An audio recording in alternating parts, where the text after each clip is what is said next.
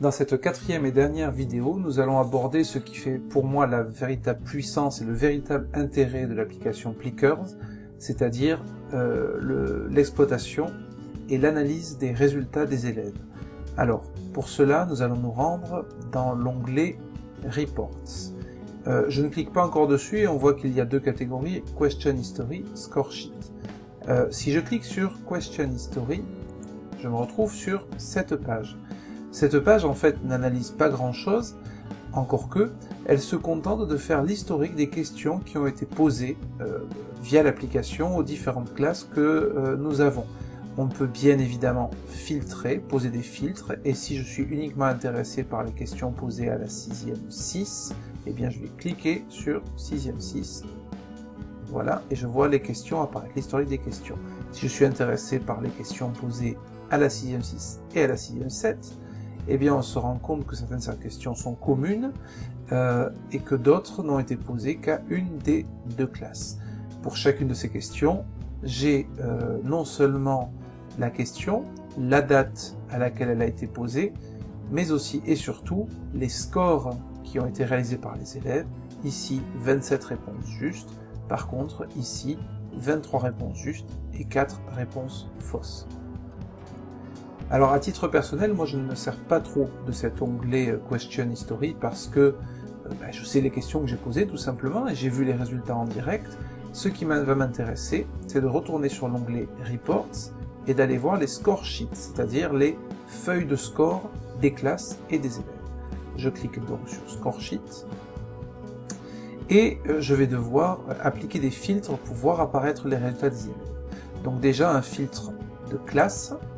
D'accord, je vais choisir la classe qui m'intéresse, tiens, prenons par exemple ici la 3e 4, et je vais devoir choisir également une date, je dirais, une date à laquelle j'ai fait les examens en question. Je clique sur date, je peux regarder les résultats du jour, les résultats de la semaine, ou éventuellement de la semaine dernière, ou éventuellement je peux choisir les résultats de la classe sur une date donnée. Alors moi par exemple j'ai fait un questionnaire cette semaine mais pas aujourd'hui spécialement, donc je clique sur This Week, Apply, et apparaissent toutes les questions qui ont été posées à la classe et les scores pour chaque élève sur ces questionnaires. Et ça c'est génial parce que ça vous permet d'avoir finalement les résultats de l'évaluation d'un simple coup d'œil. J'ai les résultats de l'évaluation au global sur la classe entière, j'ai les résultats question par question avec finalement les réponses fausses élève par élève. Je peux choisir, si je me rends compte qu'une question n'était pas adaptée ou qu'elle a été mal posée, je peux tout à fait choisir d'éliminer cette question, de la sortir de l'évaluation totale. Pour cela, il suffit que je clique dessus et vous verrez que le total en pourcentage a évolué, on est passé de 65 à 67% de réussite, ou au contraire, je peux choisir de ne garder qu'une question pour voir finalement quelle a été la réussite sur cette question, encore que ça apparaisse déjà au niveau des statistiques ici. Donc déjà cette page est particulièrement intéressante et permet d'avoir finalement les résultats de chaque élève sur l'interrogation qui a été proposée. Mais encore mieux, on va pouvoir imprimer ces résultats, et on va pouvoir imprimer une feuille de résultats par élève. Pour faire cela, une fois que j'ai choisi ma classe et la période qui m'intéresse, je vais aller cliquer sur Print Reports for Individual Students, ici en bas à gauche. Je clique dessus, et vous voyez que l'interface de l'imprimante s'ouvre. On va attendre un petit peu que ça se charge, et je me retrouve avec une sorte de rapport autour de l'évaluation, élève par élève.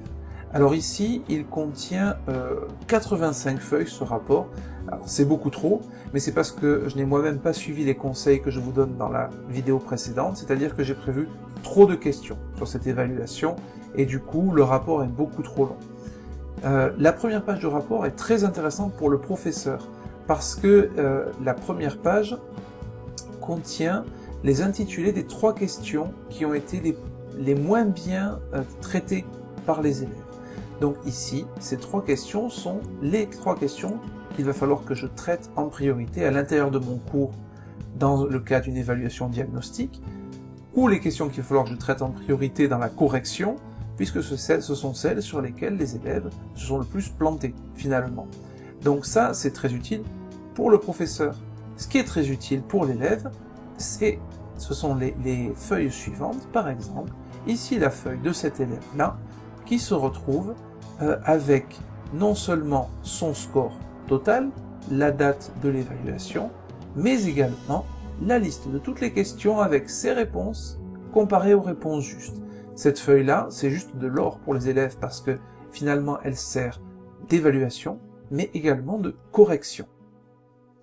Enfin, si vous ne souhaitez pas imprimer toutes ces feuilles et économiser du papier, vous pouvez transformer ce rapport en fichier PDF.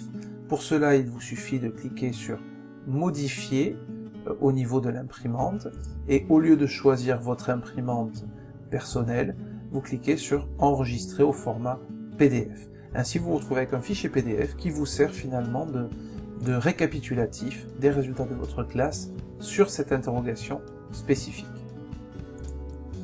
Voilà. Et donc ici, on se retrouve vraiment avec quelque chose de très puissant au niveau de l'analyse, de très puissant au niveau de la rapidité, de l'efficacité, et qui permet, je trouve, de donner une autre dimension aux évaluations de connaissances auprès des élèves. Moi, avant, ce que je faisais, c'est que je faisais passer un élève devant en classe à qui je posais des questions sur la leçon du cours précédent. Et j'évaluais un seul élève à la fois. La situation pour lui n'était pas forcément très confortable parce que il se trouvait seul face à la classe à devoir répondre à une batterie de questions. Là, j'évalue tout le monde à la fois.